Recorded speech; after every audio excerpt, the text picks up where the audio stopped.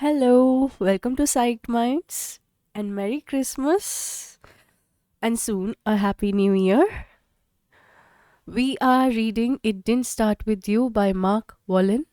How inherited family trauma shapes who we are and how to end the cycle. Please subscribe if you have not already subscribed to the channel and like, share, and comment. We are on chapter 12, the core language of relationships. The distance from your pain, your grief, your unattended wounds is the distance from your partner. Stephen and Andrea Levine, Embracing the Beloved. For many of us, our greatest yearning is to be in love and have a happy relationship. Yet, because of the way love is often expressed unconsciously in families, our way of loving can be to share the unhappiness or repeat the pattern of our parents and grandparents. In this chapter, we will look at the unconscious loyalties and hidden dynamics that limit our ability to have satisfying relationships. We will ask ourselves one question: are we truly available for a partner? No matter how successful we are, how wonderful our communication skills, how many couple retreats we have attended, or how deeply we understand our own patterns of avoiding intimacy, as long as we are entangled with our family history, we can distance ourselves from the one we love most. Unconsciously, we will repeat family patterns of neediness, mistrust, anger, withdrawal, shutting down, leaving, or being left, and blame our partner for our unhappiness when the true source lies behind us. Many of the problems experienced in a relationship do not originate in the relationship itself. They stem from dynamics that existed in our family long before we were even born. If a woman died giving birth to a child, for example, a wave of repercussions can engulf the descendants in unexplained fear and unhappiness. The daughters and granddaughters can fear getting married, as marriage can lead to children and children can lead to death. On the surface, they might say they don't want to be married or have children. They might complain that they have never met the right guy or that they are too busy to settle down. Beneath their complaints, their core language would tell a different story. Their core sentences, resonant with family history, might sound something like this: if I get married, something terrible could happen. I could die. My children would be without me. They would be all alone. The sons and grandsons in the same family could also be affected. They might fear committing to a wife as their sexuality could lead to her death. Their core sentences might go like this: I could hurt someone and it would be all my fault. I would never forgive myself. Fears like these lurk in the background of our lives and unconsciously drive many of the behaviors we express and the choices we make and don't make. Seth, a man I once worked with, labeled himself a people pleaser and was terrified that he would do the wrong thing and disappoint the people closest to him.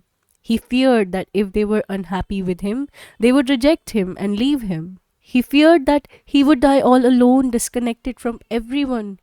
With this fear operating behind the scenes, he often agreed to do things he didn't want to do and said things he didn't always mean. He would always say yes when he meant no, and then in reaction to feeling angry with those he was trying to please, he would say no when he meant yes. He lived in an inauthentic life much of the time, blaming his wife for his own unhappiness. He left her in an attempt to escape the pattern, only to recreate it with his next partner. It wasn't until Seth realized that how his fears manifested in his relationships that he could find peace with a partner. Dan and Nancy. Dan and Nancy, a successful couple in their 50s, seemed to have it all. Dan, a CEO of a large financial institution, and Nancy, a hospital administrator, were the proud parents of three college educated children who were all doing well. Now that the nest was empty, they had to face the face that their hopes for a happy retirement had dimmed. Their marriage was in trouble. We haven't had sex in over 6 years, said Nancy. We live like strangers. Dan had lost his sexual desire for Nancy years ago but couldn't pinpoint exactly when. Dan wanted to stay married to Nancy, but she, at this point, was uncertain. Both had exhausted the pathways of secular and faith based marriage counseling. Both had exhausted the. Let's explore Dan and Nancy's relationship struggles from the perspective of the core language approach. The issue, the core complaint. Listen to the core language of Nancy's complaint. I feel like he's not interested in me. He's distant much of the time. I don't get enough of his attention and rarely feel connected to him. He always seems more interested in the children than in me. Now listen to Dan's core language. She's always dissatisfied with me. She blames me for everything. She wants more than I can give. Taken at face value, their words exemplify the common types of complaint we see in marriages, but examined further, their words formed a map that led to an unexamined source of discontent. Dan and Nancy's map led straight to what had been unresolved in their family systems. To find the core language map of a relationship issue, we revisited the four tools and asked four questions. Then we listened deeply to what is revealed. The questions: 1. The core complaint. What is your greatest complaint about your partner? The question is the jumping off point. The information gained with this question often correlates to the unfinished business we experience with one or both of our parents. This unfinished business is then projected onto our partner, whether we are female or male. One rule of thumb appears to hold true. What we feel we didn't get from our mother, what remains unresolved in our relationship with her, often sets the stage for what we experience with our partner. If we experienced our mother as distant or as we rejected her love, we are likely also to distance from our partner's love. Second, the core descriptors. What are some adjectives and phrases you would use to describe your mother and your father? With this question, we look for unconscious loyalties and ways we have distanced ourselves from our parents. By constructing a list of adjectives and phrases to describe our parents, we access the core of our deepest feelings. There we find old resentments and accusations that many of us still hold against our parents. It's this same unconscious reservoir of childhood memories, childhood experiences that we draw upon when we project our internal unrest onto our partner. For many of us, our core descriptors stem from childhood images of feeling cheated or unsatisfied. We might feel that our partner didn't give us enough or didn't love us in the right way. When we carry these images, blaming our parent for the discontent we feel, our relationships rarely go well. We will view our partner through an old, distorted lens, already expecting him or her to cheat us out of the very love we need. 3. The core sentence. What is your worst fear? What's the worst thing that could ever happen to you? As we learned in chapter 8, the answer to this question becomes our core sentence, the core fear that reverberates from an unresolved trauma in our childhood or family history. By now, you probably know your core sentence. How could your core sentence limit your relationship? How does it affect your ability to commit to a partner? Are you able to remain vulnerable when the two of you are together? Or do you shut down, fearful of being hurt? 4. The core trauma. What tragic events occurred in your family history? This question, as we have seen in earlier chapters, opens our systemic lens and allows us to identify the transgenerational patterns affecting our relationships. Often the problems a couple experiences have their origins in the family history. Marital suffering and relationships conflict can often be tracked in a family genogram for several generations. With each question, we listen for the dramatic, emotionally charged words that arise. Family trauma often expresses itself in our verbal language, providing significant keywords and clues that lead to its origin. Now that we have got the structure, let's hear some of Dan's and Nancy's core language. Within the first few moments of the session, they had already unleashed a barrage of accusations against each other. Now it was time to hear descriptors of their parents. Adjectives and phrases, the core descriptors. Unbeknownst to her, Nancy described her mother similarly to the way she described Dan. My mother was emotionally distant. I never feel connected to her.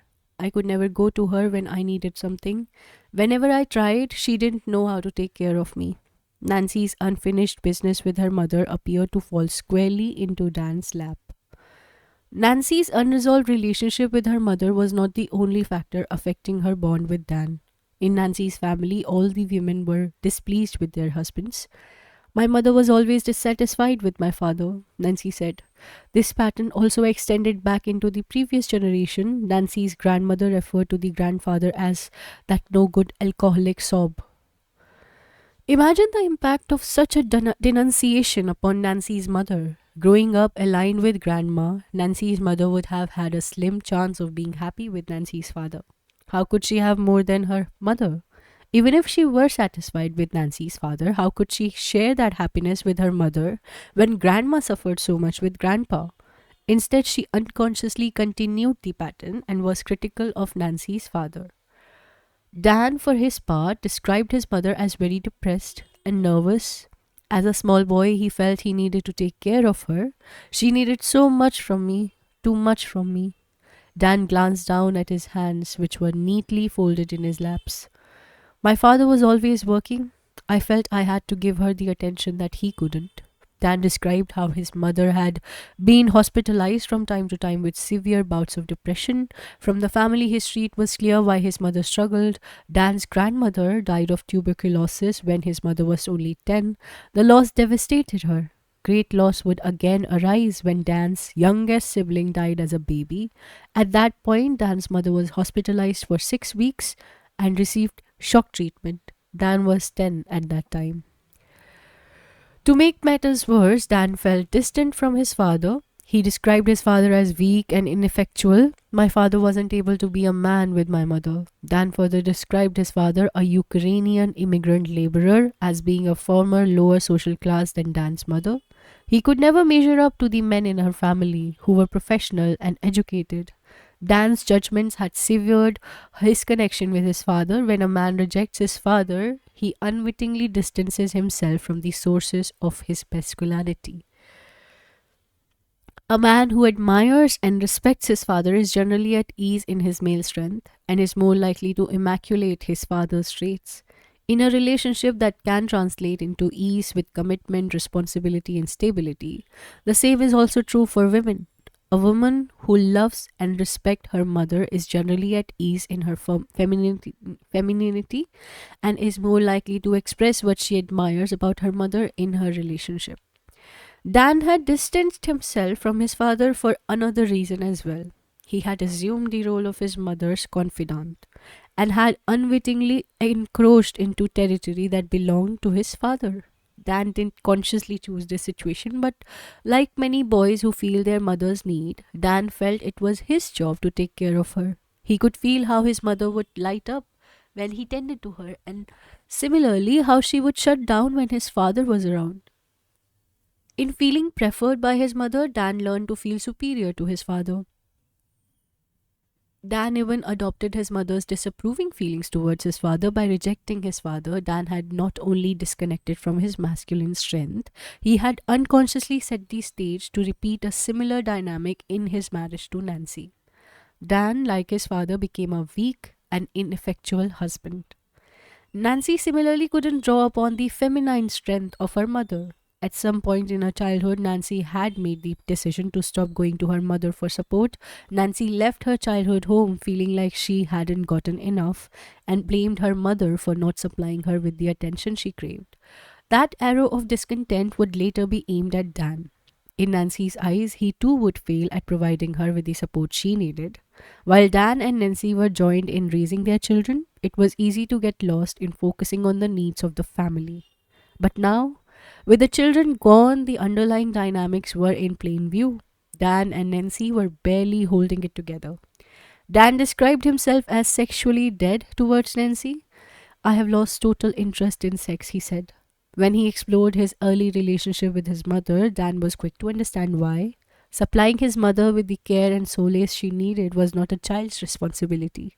It was too much to ask of a small boy. He could never give her what she needed. He could never fully take her pain away. Instead, her love felt inundating. Her needs overwhelmed him. When Dan complained that Nancy wanted too much from him, it wasn't Nancy he was referencing. Unconsciously, he was alluding to the unmet needs of his mother. Dan had confused his closeness with Nancy with the enmeshed closeness he experienced as a child. Even Nancy's natural wants and needs were met with resistance. Protecting himself from what felt like an onslaught of demand, Dan shut down to Nancy, automatically saying no to her request even when he truly wanted to say yes. Dan's and Nancy's issues dovetailed in a synchronistic fashion. It was as though the two of them had been brought together to heal themselves through their marriage. People often unconsciously choose a mate who will trigger their wounds. In this way, they have an opportunity to see, own, and heal the painful and reactive parts of themselves. Like the perfect mirror, the chosen partner reflects what sits unclaimed and unfinished at the core of the other. Who better than Dan could provide the emotionally distant love Nancy required to help her complete her unfinished business with her mother?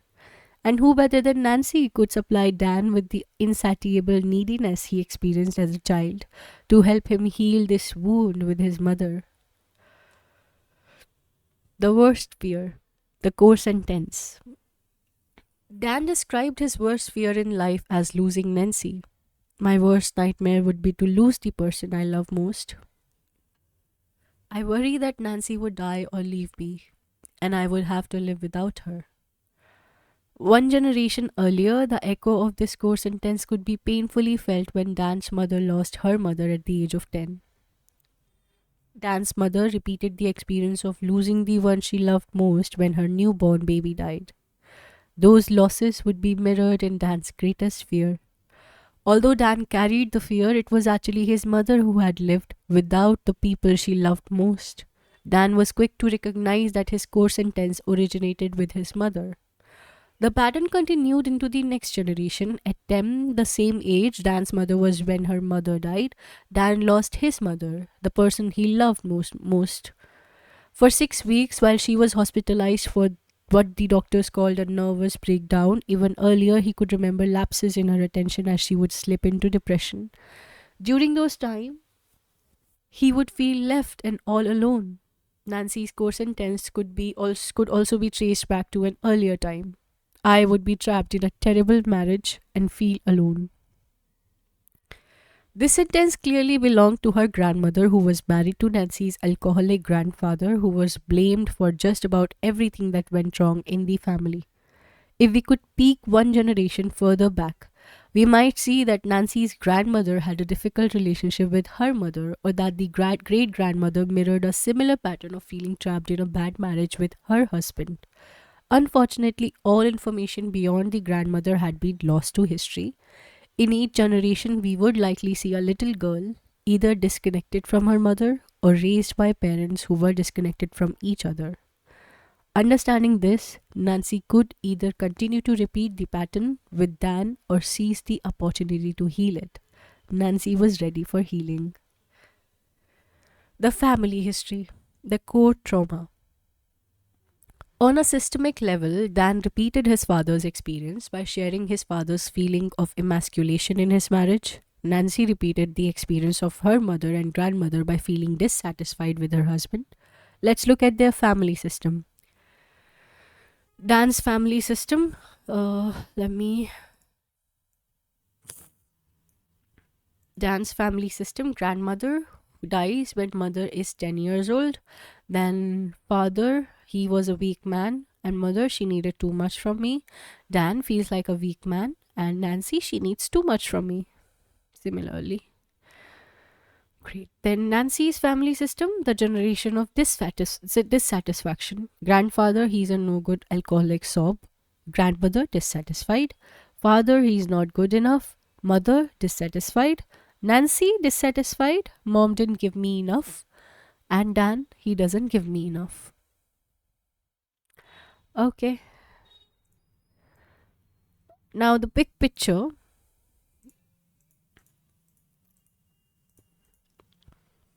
As Dan's and Nancy's family histories illustrate, relationship conflicts are often set in motion long before our partners ever arrive on the scene. Nancy was able to see that Dan was not the source of her not getting enough. That feeling originated long ago with her mother. Dan likewise could see that Nancy was not the source of his feeling that a woman needs too much from him. This feeling too originated long ago with his mother. Nancy also realized that any man who married into her family wouldn't feel appreciated by the women. As it stood, Dan had become the beneficiary of three generations of marital discontent.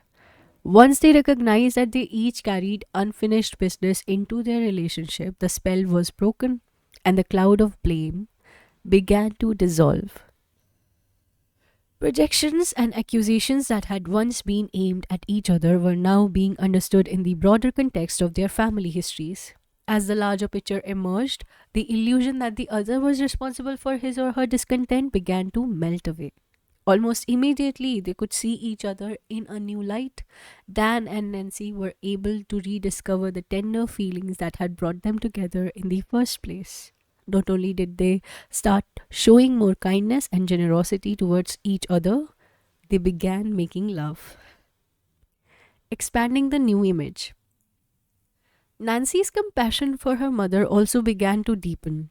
As a little girl, Nancy's mother had been the emotional caretaker of her unhappily married mother, not allowing herself to have more than grandmother had. Nancy's mother repeated the cycle of an unhappy marriage. In Nancy's earliest memories, her mother seemed distant and listless. As a little girl, Nancy felt rejected by her. However, when taking in the gestalt of her family history, Nancy could see her mother with new eyes. She could feel that her mother, even with the distance, still gave her everything she had to give. Understanding this, Nancy was able to soften. She was able to transcend the old inner image that she had been cheated out of mothering. A new image of feeling comforted by her mother surfaced in its place. It seemed to fill her from the inside. In her new image, her mother had only loving intentions towards her. Even though her mother had been dead for 16 years, Nancy was able to ask for her for the kind of support she would never have imagined asking for when her mother was alive. For the first time that she could remember, Nancy was able to feel her mother's love. She closed her eyes and visualized her mother holding her from behind. Mom, I've always blamed you for not giving me enough, and I have been blaming Dan for the same thing, not giving me enough. Now I understand that you gave me all you had. It was enough, Mom. It truly was enough. Nancy was crying. Mom, please give me your blessing to be happy with Dan. I want to feel satisfied in my marriage even if you and Grandma couldn't be.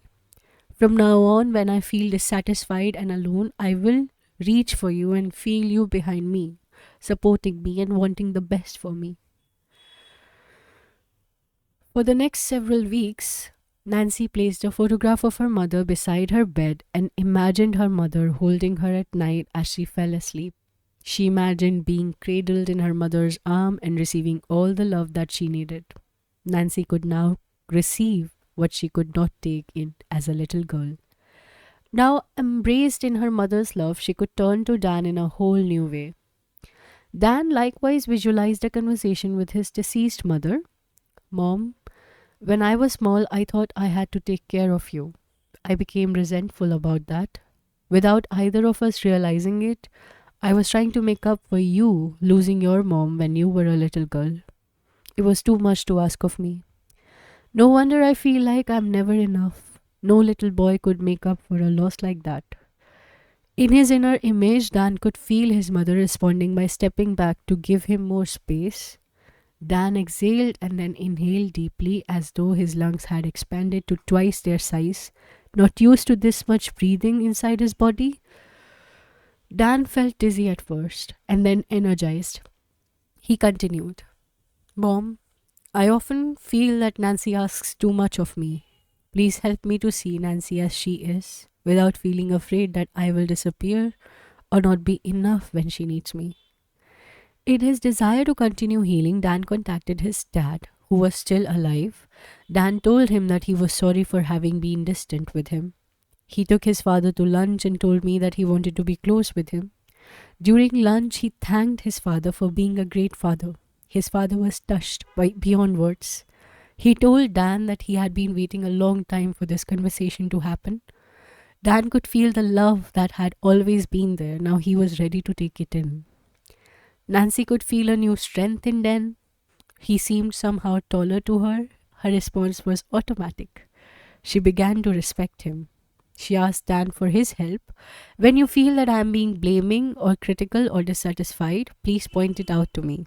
I promise I will try to catch it in myself. I want to be a better wife to you.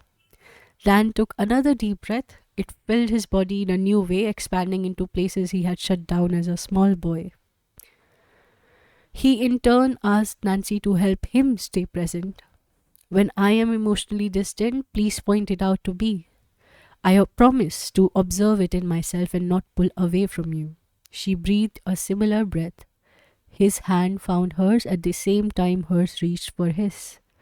The case of Dan and Nancy illustrates how, by asking specific questions and listening for core language to surface, we can access the source of our deepest relationship conflicts, just as Dan and Nancy each experienced their wounds mirrored and magnified by the other. We too can look at our partners to reflect what we bring unfinished from our family histories. The map is already inside us. Its pathways may be shrouded in darkness, yet we can often rely on our partners to provide us with the light to see. Looking beyond the couple. When we explore the core language of our relationship complaints, we often find a family storyline that is familiar. Rather than taking our complaint as at face value, we need to ask ourselves, did our parents or grandparents share a similar experience? Do we feel similarly towards our parents as we do towards our partner? Does my relationship mirror a pattern in my family history? If you have challenges with your partner, don't automatically conclude that your partner is the source. Instead, listen to the words of your complaints without blaming your partner or becoming captivated by the emotions. Ask yourself, do these words sound familiar? Do I have the same complaint about my mother or father? Did my mother or father have the same complaint about the other? Did my grandmother or grandfather struggle in a similar way? Is there a parallel between 2 or 3 generations? Does my experience with my partner mirror how I felt as a small child with my parents? Tyler's story. Tyler, an athletic 28-year-old pharmacist, dearly loved his wife, Jocelyn. They had been married for 3 years, yet had made love to completion only twice since their wedding. Prior to their marriage, sex had been frequent. However, from the day they exchanged vows, Tyler felt anxious and unsettled. He was certain that she would leave him for another man. "Within 6 months, you will cheat on me," he proclaimed. Jocelyn persistently assured him of her loyalties, but Tyler couldn't hear it. His insistence that she would be unfaithful was corroding their relationship. "I'm sure of it," he told me in our first session together. "She will cheat on me and I will be devastated." Since the wedding, Tyler had struggled with erectile dysfunction. Medical testing had confirmed that he was healthy and had no physical issues. Tyler knew that his answer lay beyond his grasp. He didn't know where to look. His core sentence, however, functioned like a map, directing him where he needed to go. Tyler's core sentence: "She will cheat on me and I will be devastated." Unbeknownst to Tyler, he was not the author of this core sentence. This painful mantra had resounded 40 years earlier in the history of his family, though Tyler was unaware of this specific event. Tyler's father had been married to his first wife for less than a year when he walked in on her having sex with another man. The shock was more than he could handle. He left town, left his job, left his friends, and never spoke about what had happened. Tyler never knew any of this. He learned about it only when his symptoms appeared, and upon my urging, he asked his father if he had had a previous relationship before marrying Tyler's mother. In our next session, Tyler reported that when asked the question, his father had momentarily stopped breathing and his lips tightened against his teeth. It sounded to me as if he literally was trying to keep his past from spilling out. Eventually, though, he told Tyler about his first wife. It was clear to Tyler that despite time, distance, and a remarriage, his father's broken heart had never healed all the way. What remained unresolved in his father's heart was now affecting Tyler's marriage. Although his father had never spoken about the pain he experienced, the feelings were very much alive in Tyler's body. Tyler had unknowingly inherited his father's trauma. For Tyler, the light of understanding awoke his entire body as if from a deep sleep. He could now understand why his body froze when he attempted to make love to Jocelyn. He finally understood the intelligence behind his body's shutdown. Importance had allowed him to remain distant from the very love he desired. On the surface, it seemed counterintuitive, but at a deeper level, Tyler understood that he was terrified that Jocelyn would hurt him. By not being able to have sexual intercourse with her, he was unconsciously protecting himself from being vulnerable to any infidelity she might commit. Tyler could not bear the idea of being not good enough for Jocelyn the way his father was not good enough for his first wife. Erectile dysfunction kept him safe from risking that same rejection could happen to him. The idea of being rejected by Jocelyn was a place Tyler refused to visit. In his insecurity, he nearly brought about his own rejection. For Tyler, making the connection was all he needed. He could see that Jocelyn really loved him and had stood by him through their sexual challenges. Although he had inherited his father's feeling, Tyler understood that he no longer had to relive them. His father's nightmare did not have to happen to him. Blind love. The ancient poet Virgil just declared, "Love conquers all. If only your love is great enough, our relationship, no matter how difficult, will surely succeed." Even the Beatles tell us love is all you need. Yet, with the myriad unconscious loyalties that operate invisibly under the surface of our lives, it might be more apt to say that love, the unconscious love expressed in families, can conquer our ability to sustain a loving relationship with our partner. As long as we remain caught in the web of family patterns, our relationships are likely to struggle. When we learn, however, to untangle the invisible threads of family history, we can unravel their influence upon us. Deciphering our core language make that possible. By making visible what has been invisible, we become freer to give and receive love.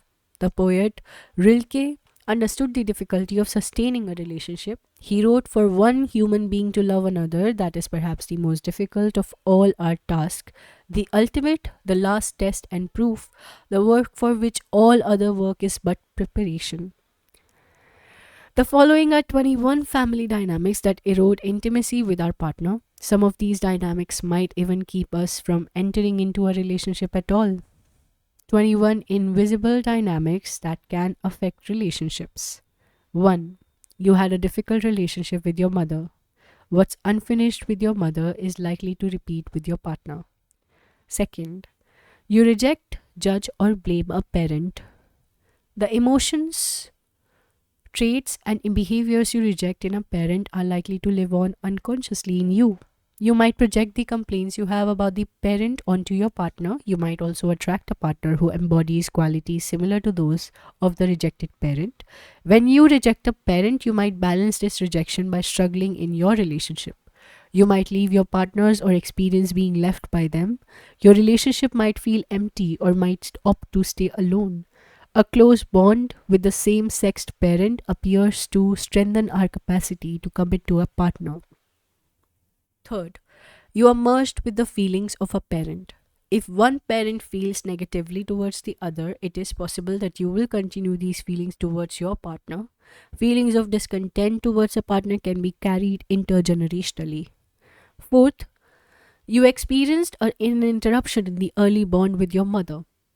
With this dynamic, it is likely that you experience some sort of anxiety when you attempt to bond with a partner in an intimate relationship. Often the anxiety increases as the relationship deepens.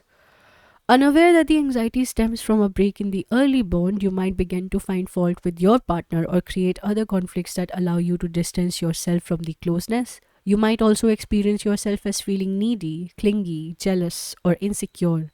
Or conversely, you appear independent and don't ask for much in your relationship. Perhaps you avoid relationships altogether. Fifth, you took care of a parent's feeling. Ideally, parents give and children receive, but for many children with a sad, depressed, anxious, or insecure parent, the focus can be more about giving comfort than about receiving it. In such a dynamic, the child's experience of getting his need met can become secondary, and the experience of having access to his gut feeling can be overshadowed by the habitual impulse to give out care rather than take it in. Later in life, this child might give too much to his partner, straining the relationship, or the opposite can be true. Feeling overwhelmed or burdened by the needs of his partner, he can become resentful or feel emotionally blocked as the relationship evolves. Sixth, your parents were unhappy together.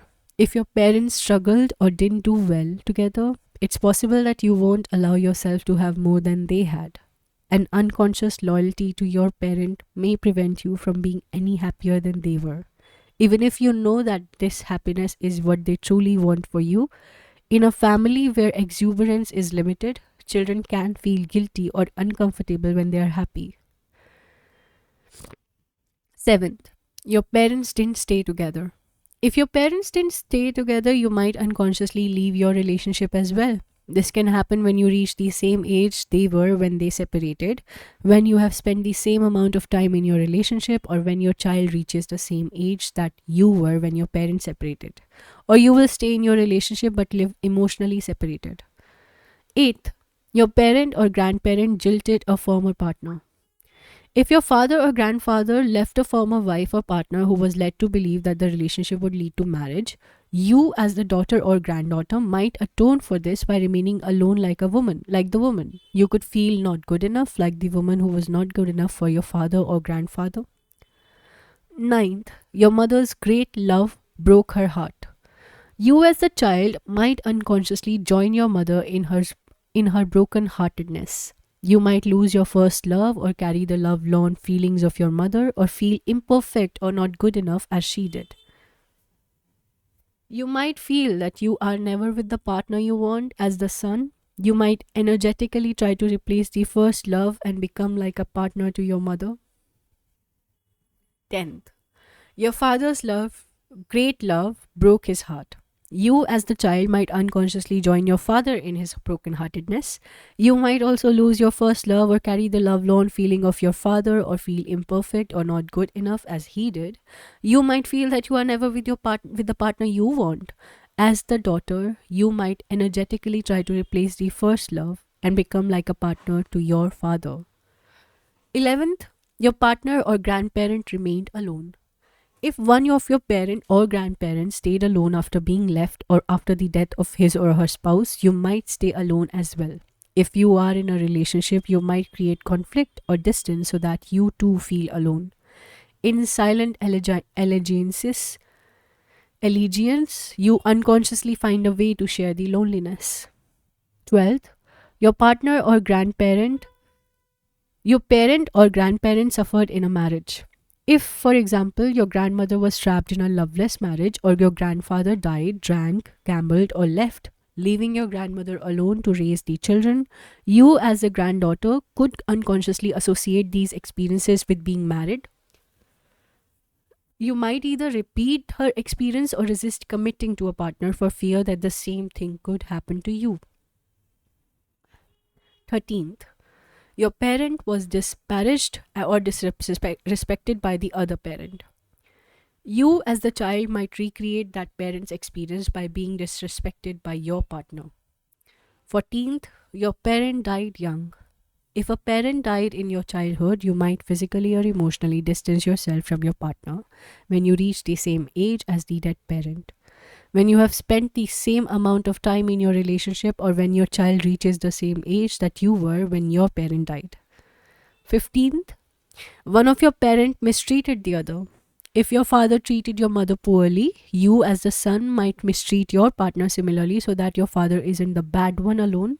As the daughter, you might have a partner who mistreats you or with whom you feel distant. It could be difficult for you to have more happiness than your mother. 16th, you hurt a former partner. If you hurt a former partner terribly, you might unconsciously attempt to balance this hurt by sabotaging your new relationship. The new partner, unconsciously aware that he or she could receive similar treatment, might even keep a distance from you. 17th, you have had too many partners. If you have had too many partners, you may have eroded your ability to bond in a relationship. Separations can become easier, relationships can lose their depth.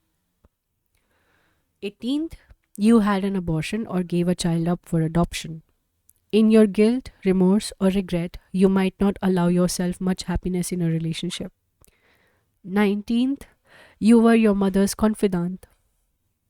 As a boy, you attempted to satisfy your mother's unmet needs and supply her with what she felt she couldn't get from your father. Later on, you might experience difficulty committing to a woman.